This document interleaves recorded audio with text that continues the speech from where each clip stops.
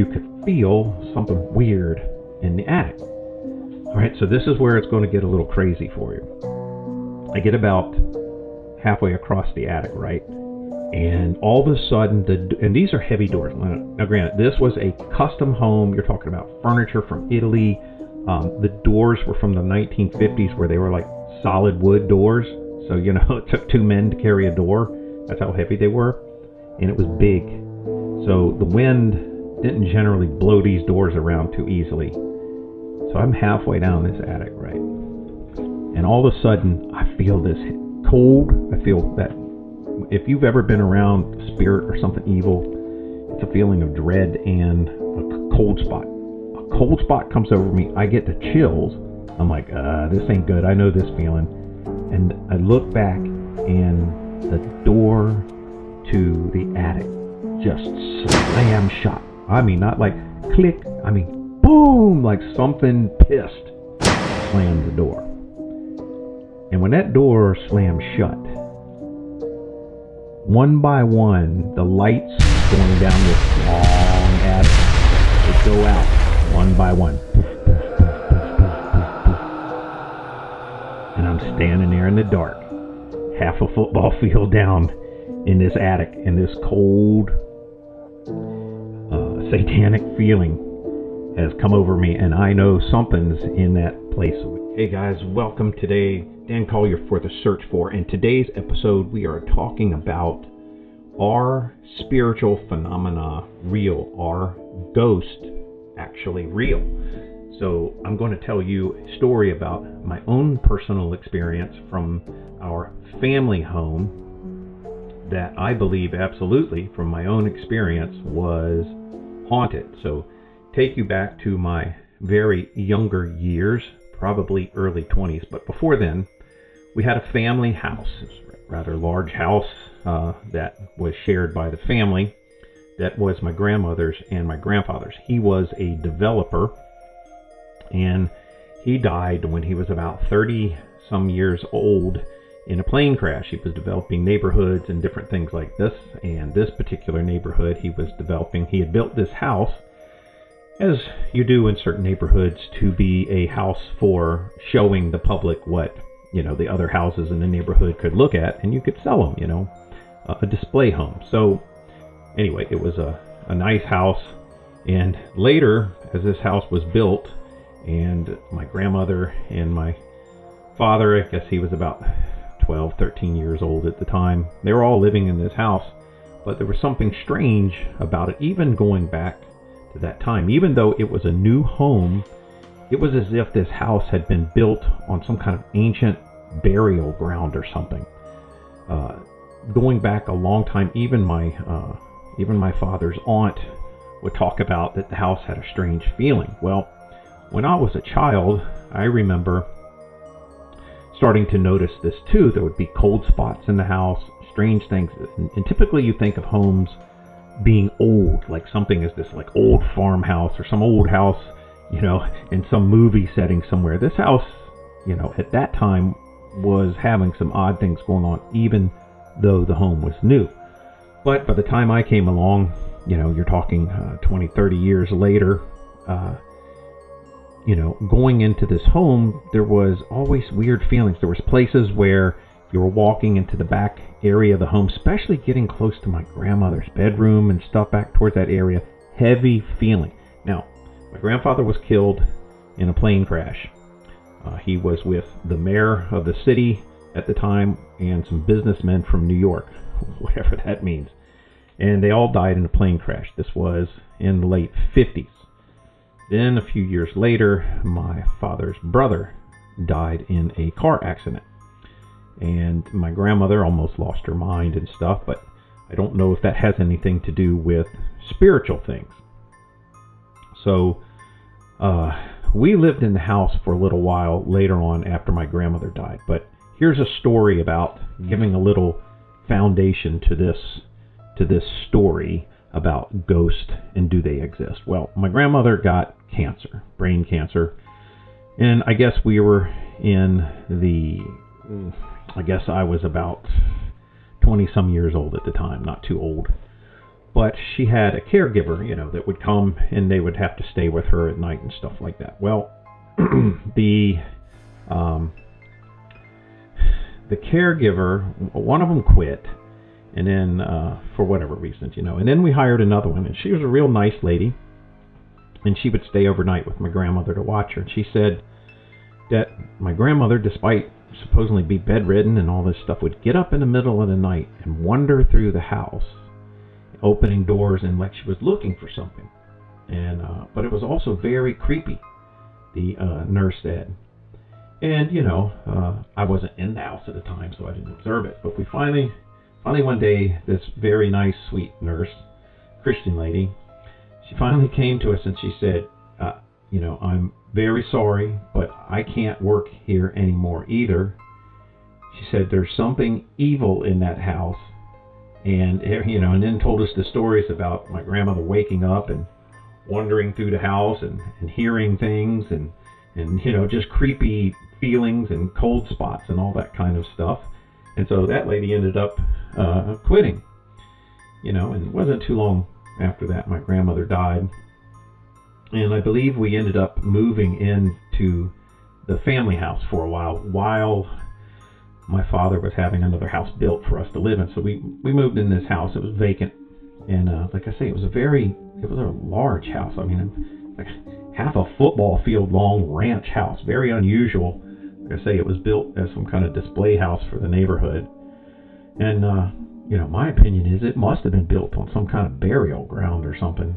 Very strange, or, biblically, you're not supposed to have your relative spirits come back and haunt a house or anything like that. But one day, I was there, and I think my family had left, and it was always extremely creepy in certain parts of the house. So my grandmother's bedroom was just this off-limits feeling. I mean, there was nobody in there, but it just felt like just a spiritual, weird feeling, like you couldn't go in that room. Like to walk in there all of a sudden had a feeling of dread, like a heaviness across it. And I can remember one day, my shower was broke. The hall shower was broke, so I decided to take a shower in the back in my grandmother's old bedroom there. And I can remember it took me a long time, it took me a long time to get motivated to want to go back to that bedroom and then to go shower in that shower. Now, granted, it all the tiles, everything in this house was 1950s. So it had a heavier feeling to these type of tiles and stuff like that. But, I mean, come on, there's millions of houses across America have all the same tiles and things like that hadn't been updated. There was a feeling, a heavy feeling of dread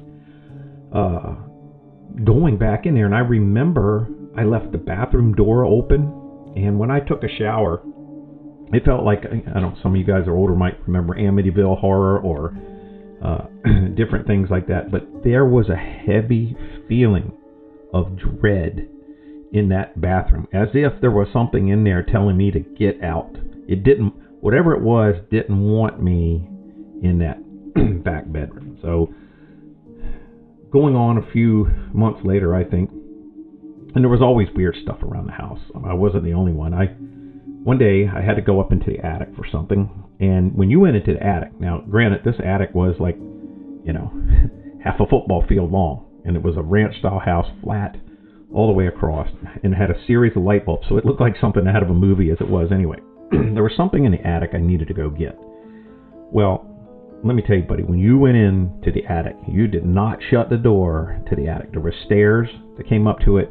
I would leave that door open, so there was some light coming in there was an upstairs room there, and turn on the lights, and there was a series of 10 or 12 light bulbs that went all the way across that attic. So I'm in the attic, and of course, I'm not a spooky person. I've lived all kinds of places before, unless you're somewhere like extraordinarily spooky where you feel it.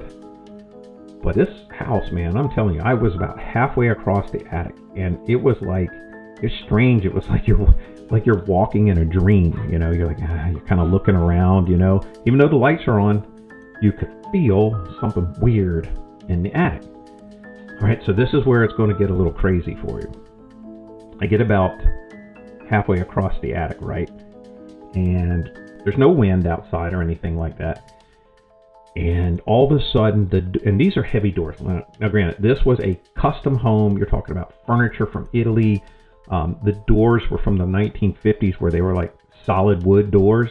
So, it took two men to carry a door. That's how heavy they were. And it was big.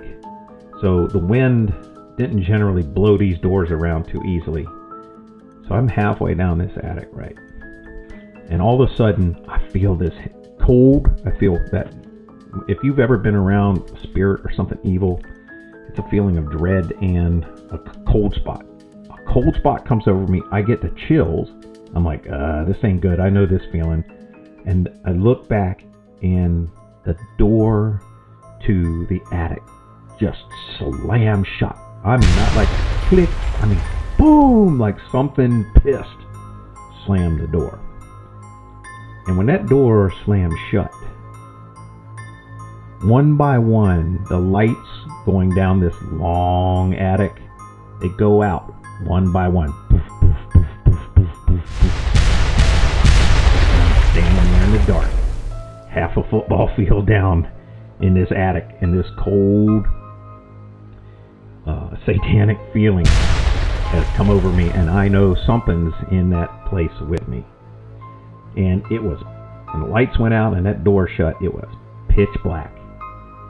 And the only thing that gave me some hope, and I remember at first, I thought it was my sister playing a joke on me, because I was like, this isn't possible. I thought she had snuck up the stairs behind me and slammed the door and maybe was just turning the lights out or something. But you can't, the lights either on or off, you can't turn them out one at a time. So I was lucky that my eyes adjusted and light came up. It was daytime, came up through the soffit area, through the vents on this particular house, and I could see good enough to get back out of that attic. And there was junk everywhere, so 50, 60 years of stuff. You're navigating through this long. It was just like a spooky attic from old rocking horses and doll babies and whatever you could think of it. You don't want to go up an attic and look at it.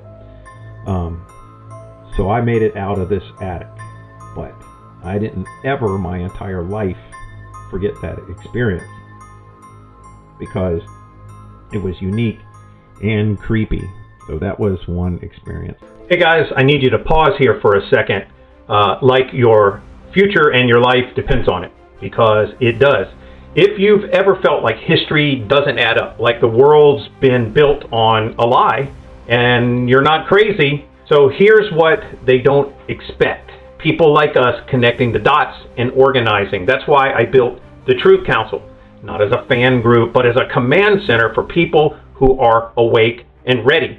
If you're understanding that all of these things from history don't add up, like the building behind me wasn't a temporary structure built out of paper mache or something that was supposed to be there for just a year, that these stories are beyond our common sense. They're absolutely ridiculous at this point in time. And just like this building behind us, where they said they built all of this in like 2 years, and architects have told us that it would have took 2 years just to lay out the foundation work, just to figure out where things might go. What we're looking at, you're going to get real maps and timelines, decode history, spiritual training, things that explain what these elites have spent centuries now, at least since the 1700s, trying to bury from us. And the moment you join, I'm going to send you a free digital copy of the book, Reason to Believe. There's actually 3 books that you get for free when you join the Truth Council, and it's right on the membership site when you get in there. That the link is going to be in the description or the comment section. And I'll be straight with you though, this isn't for spectators. This is for people who are like, wow, this stuff is really interesting. It's affecting my life, because everything I think may not be actually true. Therefore, other people can sway my opinion to do things that might be harmful for me. What I'm telling you guys inside the Truth Council is where people like us discuss information and things we found that actually goes completely against the narrative. And it's a private group, of course, but you can share this information for any of those skeptical relatives or friends you have, that the information that goes in front of them will make them just have to cringe in their self-righteous boots, especially hiding these things that were in America and all over the world from us. So thanks a lot, guys. Just wanted to pause for a second so you could know that you could join the Truth Council and get on the inside of knowing what is really going on in our world. Another one was when my father was young, he got kind of sick, some kind of fever or something like that. And, you know, he was staying, you know, of course, in his bedroom. And I think no one was home at the time.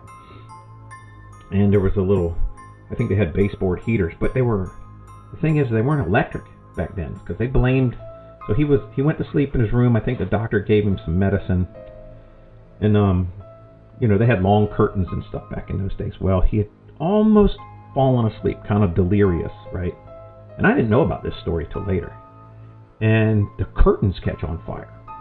And, you know, it just engulfed. He was lucky he got, there were huge windows in his room. He was lucky he got got one of the windows up and stuffed these curtains out. I don't know what he used, but he yanked them down and were on fire and stuffed them out the window out in the backyard. But the room almost engulfed. It just out of nowhere. And they dismissed it and blamed it on the heaters. But these were, you know, they were heated by water. So there wasn't any electricity. There wasn't any heat that could cause a fire at all. So, you know, there was another weird event. Well, this is how it ties in strange. Years after my father had passed away, I was living in that house. And oddly enough, I was staying in his old bedroom there. It was too creepy to stay my grandmother's big bedroom. So I'm staying in this bedroom, and I had gotten sick. You know, I forget what it was, some kind of sickness I had or whatever. And the doctor had given me something. I took this medicine, and I was, you know, even high fever or whatever, and I was very dizzy and delirious, and I still had the light on, and I remember I laid down on the bed, and granted, these light fixtures were like a 1/4 inch or thicker glass. They weren't like the stuff you get at the stores now. This was like, it was like glass imported from, you know, some specialty shop. Like these were very thick glass, domed light fixtures and covers, specially etched, all this kind of stuff. Very ornate, high quality stuff. They don't just break. So I lay down to go to sleep, or just to lay down. The light's on, and I'm delirious. I'm about half asleep. I've taken some medicine, and it's weird because it's almost like the same story that happened to my dad.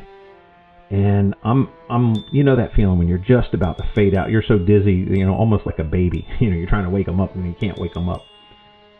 And I remember I was kind of delirious. I didn't know if I was dreaming or not. There was flashes. You know, my eyes are closing. There's flashes going on like, you know, like it's nighttime and fireworks are going off. And finally, I don't know what wakes something out of my subconscious, makes me open my eyes. And when I open my eyes, the room, I don't know if you've ever seen an electrical fire, like just like a transformer blowing up almost. And there was this white light coming out of that light fixture. Like, I don't know what caused it. It's been there for 60 years, 70 years. Never had a problem with it. And it's this bright white light is like coming out of it. I'm half delirious. And then the thing explodes. This glass, everything, it explodes like somebody put a grenade in it. Boom. Thick, sharp shards of glass go everywhere, all over the room, into me, in my skin. And then this giant ball of electricity is raining down, like imagine a massive sparkler, just raining down sparks and fire and smoke and stuff coming off there. And nothing trips the circuit breaker. You know, that's what a circuit breaker is there for, right? And I barely make it to the light switch. I flip the light switch off, and it still doesn't stop. It takes like another minute or two for this thing to stop having electricity blow through it or whatever it was. But I had turned the power off to it, which just means it's, unless it's bypassing or had melted the light switch. And I used to renovate homes. I would buy homes and renovate them and do, I would do the light switches and the lights, and I would do electrical work in it and stuff. So I know how it works. So whatever had happened was as if something thought I was out, and it was just going to burn me up like my dad. So that's another creepy story, unexplained and weird, from this house.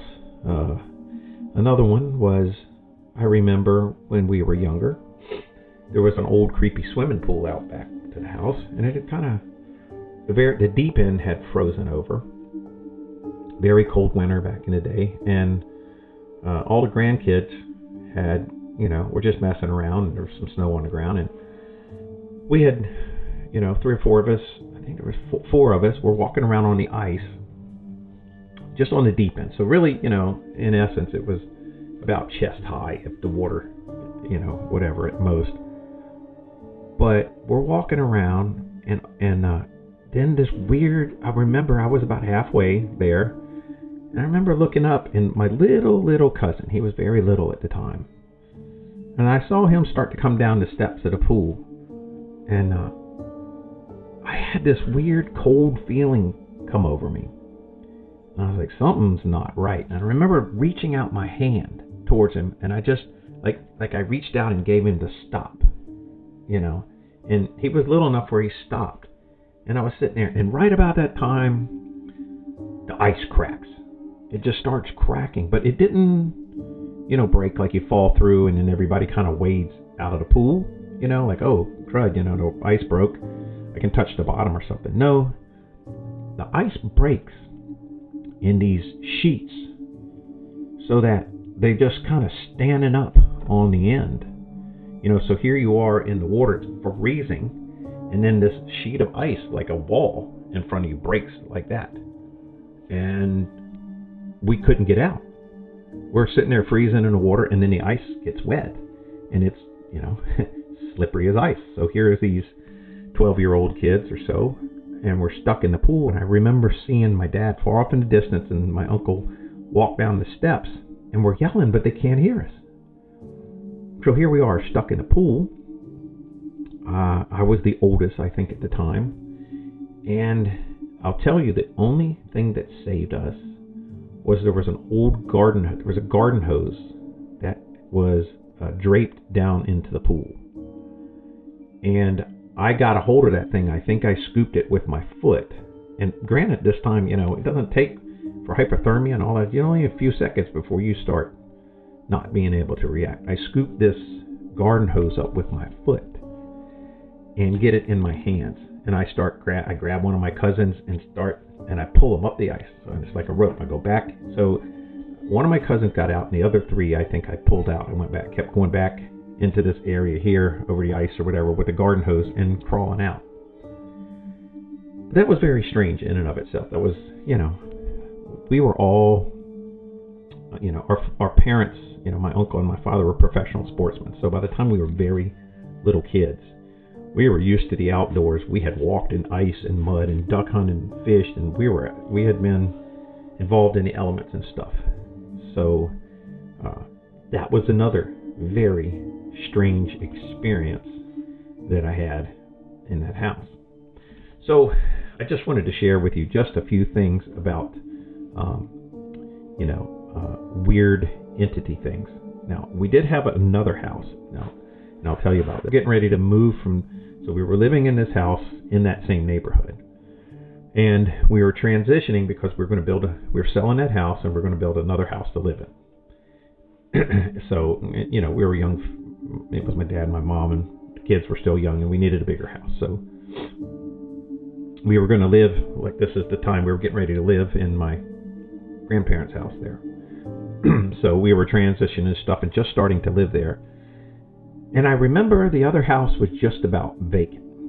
And I went down the road, rode my bike down there to look for my dad, because I thought my dad was there. His truck was there, I think, or something. But I went into the house, and he wasn't there. It was a summer day.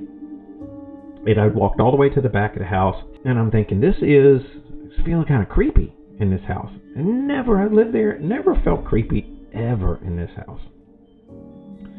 And I'm walking through, I'm like, and I remember instead, I used to walk through the house, Dad, Mom, whatever, boisterous. But this time, I was like, Dad, I don't know why. It was like something, I was scared or something. It was a feeling. So I went down to the end of the house, looked around, he wasn't there, and I was coming back, and so it was a ranch-style house, and I gotten back towards the mid part of the house, almost towards the end where the kitchen was, and there was a back porch. And so they were airing out the house. The windows were up in the house. You're gonna not believe this. The windows were open in the house, and all the back doors and the side doors and stuff. So just letting, we'd lived in just letting the house air out, and the furniture was out of the house and stuff. And I got to the kitchen, I was standing, I was like, and that feeling, the same type of feeling I told you about being in the attic of that other house came over me. I was like, whoa, what's going on here? This is really weird feeling in this house, right? And it wasn't windy outside, how like you get a gust of wind or something like that, and that could explain part of this story, but not the other part. Okay, so here I am, standing in this house. I was looking for my dad, and that weird feeling, that cold feeling came over in the middle of like August, right? You don't have cold feelings in a house with the windows open in August in Virginia. Everybody knows that. Same thing like in the attic of the other house. All of a sudden, all the doors this time in the house slammed shut. Boom, boom, boom, boom, boom, boom, boom, boom. Now, you're a 12, 13-year-old kid. If you were wearing diapers, it's about the time they need to change them. But that's explainable, right? Maybe low pressure came through, maybe a weird gust of wind before, a shift in weather patterns. Who knows? But it does not explain all the windows in the house shutting. That's where things got unexplainably weird. The windows went down. I'm not saying that a door, like you've got a loose window and a door slammed shut and that jiggled a window. Now, these windows were not old. This house wasn't that old. You're talking about a 5 or 6 year old house that was custom built, and these windows don't fall. It doesn't explain multiple windows shutting, like something weird, like you would see in a movie, shutting the windows. So that cold feeling, the doors all shutting and the windows shutting at the same time. I don't know if something was trying to give a message from the other house that it didn't want us there, but it let me know something weird was going on. And I remember I took off running, and my mother was down the road at the other house, and I took off running. I got out of the house and ran. I'd left my bike and everything, and I told my mom what happened, and she just, she did not have an answer. She couldn't explain it away, because I was older. She knew I was old enough to know better. She couldn't explain it away what happened. It was weird. So those are my ghost type of stories from experiences in my neighborhood, from my own houses, and I am sure some of you have experienced things as well. I haven't had these experiences too often. I've had a couple other experiences. I did see an entity one time, but that's for a different discussion. But this entity was pitch black, blacker than dark, and it was during a very trying time experience with somebody. And anyway, when I figured out that there was an entity involved in it, causing the turmoil and stuff like that, when I said the words, "In the name of Jesus Christ," I saw something move in the corner. And you don't generally see something very black move in the corner. And most people would have been petrified at that point in time. But because I had become a Christian for many years, something in my spirit got angry when I realized what it was had been causing all these problems, influence-wise. I got mad, and when I started quoting scripture and pleading the blood of Jesus type of stuff, that thing moved then, buddy. It went up the wall, creepy. Blacker than black. It went up the wall, then it went onto the ceiling, and then it rushed at me. But it split in two and went around me and disappeared. Take it for what you want, believe it or not. Make silly quotes about it in the comments. That's fine too. I'm just telling you what I've experienced. That's all I'm going to tell you about my encounters with haunted houses and entities. There's more, but it would go on too long today. So there are historical and secular accounts throughout history, cultures across the globe that document encounters with spirits. And these aren't just campfire stories. They're deeply embedded in human experience. Ancient Egyptians believed that in the Ka, a spirit double that lingered after death. The Romans wrote about haunted houses, like the famous account of Pliny the Younger, where a ghost in chains appeared repeatedly and many times in home in Athens. And even Native Americans, especially the tribes, spoke of spirits that were tied to the land, often warning of areas where supernatural activity was prevalent. I did a show on the national parks, and there's a lot of shows now. Even governmental agencies go out to ranches and different places, checking on these weird spiritual phenomena from werewolf type of people.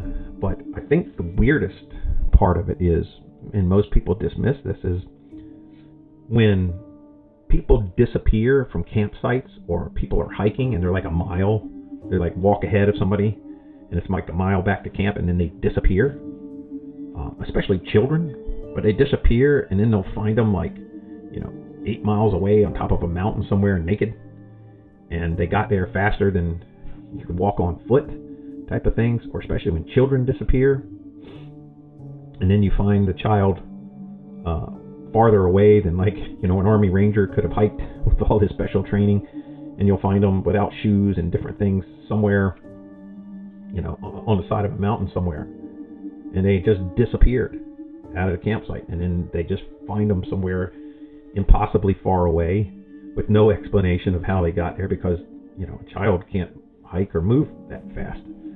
So very strange. But if you look into the phenomenon, I have a video on here about people disappearing in national parks.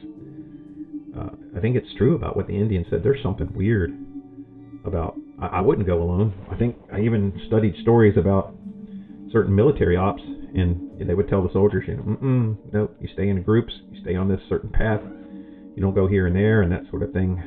Which, what's going on with that? Why would these highly trained men have to stick together and not to go certain places if there's nothing to spiritual stuff? So we even look at the Bible.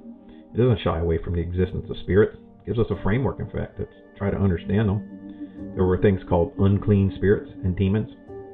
The Bible frequently mentions these unclean spirits. Even Jesus encounters a man in Mark 5:9 possessed by a legion of demons. That means there's multiple spirits that went into a person. These spirits begged Jesus not to send them out of the particular region, and showing that they were territorial, and they begged him to send them into the pigs. They have something to do with water. These water spirits are different spirits, and they didn't want to be cast in the abyss, so they were cast into some pigs. And then there was something called the Witch of Endor, which in Samuel 28, when King Saul consults a medium to summon the prophet Samuel. Now, the spirit appears and delivers a prophecy to him, and so Saul gets in trouble for this, disobeying God. But either way, the Bible still tells you that, talking of a spirit appearing, even in the Bible times. So we have spirits, biblically speaking, and we have miracles and deceptions, like in Revelation. It warns us about spirits of devils working miracles to deceive kings of the earth. So, biblically speaking, if you have spirits and devils that could work miracles. These are entities. Basically, you could transfer that into entities. They're not, the Bible explicitly goes into that they're not the spirits of our deceased relatives, because the Bible tells us that, you're going one place or another. You're not lingering around into the spirit realm like the demons are. So the Bible tells us that these spirits that are lingering around, at least one level of spirits, are the souls of the Nephilim. That was the angels who disobeyed God, took wives, took human wives, and had children with them, which is a very in-depth story you can get into, but had children with them. And from those children, they became giants, kind of like the stories from Greek mythology, which I don't believe is mythology at all. I think the Greeks were just telling the stories, just like the Bible was, of these entities. But the Bible tells us that they were called Nephilim. So it gets kind of deeper into this. But these Nephilim, the Nephilim are tied to the spirits. They're the offspring of the fallen angels and human women. And it was mentioned in Genesis 6:4. So when these hybrid beings were destroyed in the flood, and through the War of the Giants. There's actually books, I bet you never heard of these before, called The War of the Giants, the history of the giants, telling about all of these giants and how they went to war with each other, and God even caused them to turn on each other. They were very wicked, and so they weren't fully human. Some of them may have been 40 foot tall, anywhere from, like Goliath height from like 11 feet to others that were 40 feet tall. And then you get into the ones writing about in the Bible who were called the Titans, and we're talking about entities, giants so large they were devouring the land. We're talking about where they were so large that trees were like the size that was grass to them. You're welcome to study and get into that, but that's not the subject matter of this show today. So we also have scientific equipment specifically developed to research this. You see these ghost shows and things like that, and these, when you get into this entity thing, it's more real in the government side of stuff than people are led to believe. You have men who work on quantum computing. We're talking about some of the most brilliant scientists out there who have admitted and will tell you that entities are communicating through the quantum computers. They're not joking. They weren't making a joke about it. It wasn't like, ha ha ha, this is so, let me be one of the smartest people on the planet and then make a joke about this. They're not. They're talking about communicating to entities through these quantum computers. Now, you get into another realm of this with CERN. Now, CERN is not the only Hadron Collider, which I believe is just a smokescreen for what it really is. CERN is about opening up gateways. Now, scientists have come out and admitted that. There's all kinds of weird stuff if you've never seen the opening ritual to CERN, you need to go look at it. It is something right out of a Raiders of the Lost Ark movie with all these people dancing around, and, the only thing they lacked showing was, some kind of sacrifice or something, but it had all the earmarks of some kind of ancient Babylonian ritual or something, or some Aztec ritual going on. Makes no sense to have this weird ritual thing for something so clinical and scientific, right? Unless it wasn't something about being strictly scientific for looking for the God particle. I think entities, things working through this realm, working with men, giving them whatever they need or want, trying to open doorways, pathways to the abyss. So whatever God liked. So if God took these entities from Genesis that were locked into a prison, along with spirits and different things like that, where they can't cross over into this realm, the book of Revelation talks about something opening up the gates of the bottomless pit. I believe CERN, this is the point of it, because its main character they have out front of it is Shiva, the undoing. Shiva is like this god of destruction and reconstruction. And I think this is why we have seen, it's like Ghostbusters, right? Where all of a sudden something opens up to this portal and all of these things start coming through. I believe CERN has done something something has shifted our timeline. Something has allowed all these old entities to start having access. You'll find stuff with CERN, these portals. You go back and find these weird openings in the sky and weird. It's very strange. One of my biggest things, I believe, too, is that CERN has affected time. So not only a spiritual gateway, but imagine, this is for a whole nother show I will do. So we have this thing that arose called the Mandela effect. And this show is not on that. This show is about spirits. But the Mandela effect is a real phenomenon. I know it's just like, remember back in the day when they ridiculed and made jokes about people and publicly had others harass people for claiming they saw a UFO or they were abducted. And then recently the Navy comes out and says, oh yeah, here, in fact, UFOs are not, we used to threaten people's lives, but now we're going to release some footage and say, yeah, here you go, take a look at this, UFOs are real, and we talk to entities. So the same phenomena is going with this whole circle of stuff with CERN. And so yes, I think they're working with something, trying to open up portals to allow these things back in. And not only that, I think they're imagine if you're an entity and you were imprisoned by someone and you wanted out and you didn't want them ever to be able to have reign or control over you again. I think in their mind, you may try to reverse through a big machine, alter time and erase a certain event that occurred in time, so that if it never occurred, nothing has authority over you if you're released back into this timeline. I mean, we're getting into like X-Men level, Avengers type of timeline thoughts. And all of this stuff in the movies is just a release of portions of reality. I believe CERN tried to erase and eradicate the timeline and make Jesus never have come to the earth and never have died on the cross. I think they were trying, and maybe even still are trying, to erase that from history.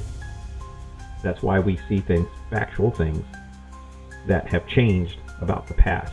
They're very maybe simpleton things, boxes and advertisements, things in movies, simple stuff we can put our fingers on, super recognizable. But other things like you riding your bike that day when you were 10 years old and then that being altered, you may not remember that right this moment, but it may have changed your life in some way, some altered things, some people more than others. Something may have altered our timeline and our life. I will tell you personally, something feels different. Something's off, something's not right, and it has affected me. I believe these phenomena, whatever is taking place continuously, has, and maybe I'm more sensitive to it than other people, but something has altered the timeline. Not super big, but enough to cause everything to be off.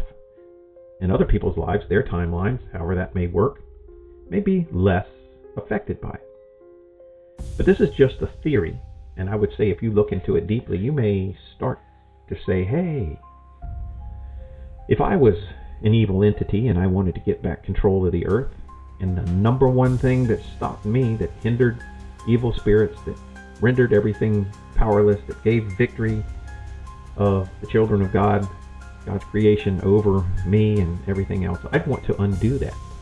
And I'd probably give men information. I would probably pay off, give them whatever they want to build a structure. Just like something out of an Avengers movie, where Thanos is trying to get back into this realm of time or something and take all the stones and rule. I think that's, granted for what it, take it for what it is. I think that's what CERN was really all about.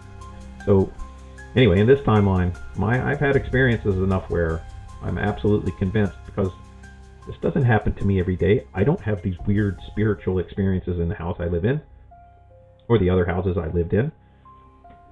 Every once in a while I'll encounter someone who's possessed, but it's very rare in America for someone to be like really, really possessed outwardly like you see in foreign countries. You don't see it. They stay hidden a little bit more. except for in certain realms. But as far as ghosts and things, the bottom line is dealing with spirits and people who are curious. I believe, as a Christian, this is a battlefield still. So from Ephesians 6:12, it reminds us, "For we wrestle not against flesh and blood, but against principalities, against powers and rulers of the darkness of this world, and against spiritual wickedness in high places." So the spirits people encounter are often part of a larger spiritual warfare, and they're not all here just to haunt people.